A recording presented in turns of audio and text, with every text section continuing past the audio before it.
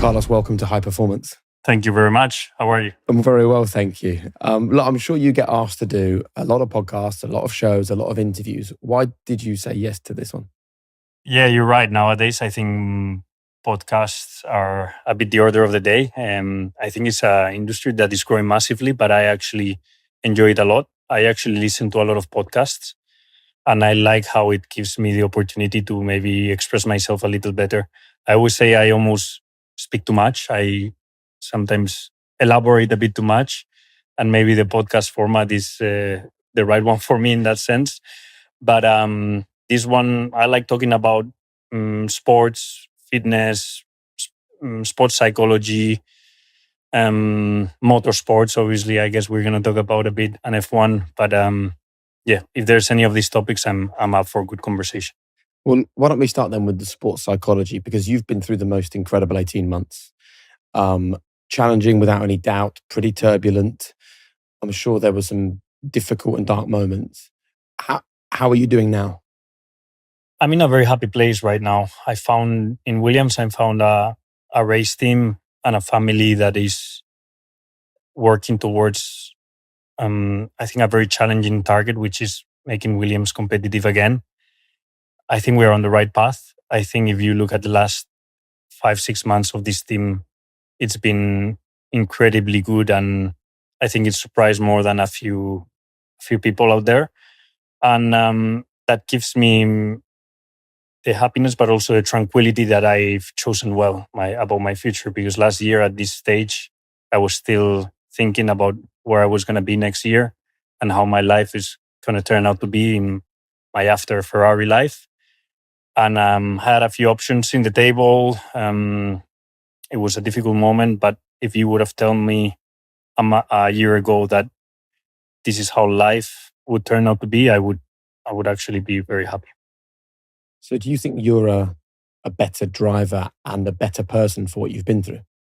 I think so. I think for sure the most challenging moments of your life, like the one I had last year, they force your personality, they force your character, and they force you to take steps in one or the other directions. What I struggle sometimes is with decision making. It takes a lot of courage to take actually a decision, and sometimes you almost wait for life to start going one way or another, so life maybe guides you towards one place or the other. But there's points that there's like a checkpoint, that you say, okay, now I need to take a decision. And this is what happened to me last year, more or less at this time. It was time to make that decision. I had to take it. I took Williams as a decision, and a year later, I'm happy I took it. And yeah, I actually feel it's made me mature, because it was such a important moment of my life. Let's talk then about how you got to the point where you had to make a decision regarding Williams. Can we rewind to the moment you found out you were leaving Ferrari? Yes. So I think it was around end of January or February. I was in the middle of my training preparation for the 2024 season. I was hopeful that the Ferrari was going to be a competitive car. And I had done everything in December and January, obviously, to prepare myself for that season. Contract negotiations with Ferrari were a bit stalled in a weird way, because we were talking since October to renew my contract, and they kept postponing the point of signing and the point of coming to an agreement. But I never felt suspicious. I always felt like they're just busy with something else, and I never felt like it was not going to happen, because every feedback that I was getting was, we're going to continue for sure. This is just it's going to take only a couple hours to agree to the economics side of things and the 2 or 3 things we need to agree on your future contract, but it's going to be an easy contract and we will do it very quickly. And I was like, okay, no worries. So I just went into the winter with that mentality of, it will get sorted before race 1 of the 24 season. And suddenly in the middle of January, end of January, I receive a phone call and they suddenly tell me the news. I heard from a friend that called me, and I was completely shocked. And I was like, I went from believing I was going to be in Ferrari for a while, still more to suddenly, now I'm out of Ferrari, Lewis is replacing me, and now I need to, what am I going to do now? It never occurred to me that could happen. And it was a bit shocking, but it took me a good week to accept it and to assimilate it. You never get too much of a reaction from me. I'm, I think, quite level-headed in that sense.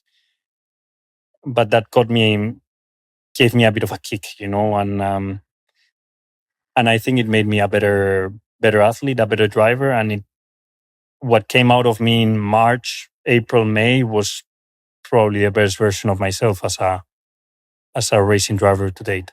So for people who are struggling in their own lives with other people's opinions of them, and it's derailing them, causing them problems, what did you do, or what was the mindset change that you went through, where you went from total shock that you've been released by Ferrari to, right, now I show you, here we go? For me, if there's nothing you can do, which at that point there was nothing I could do, it was done.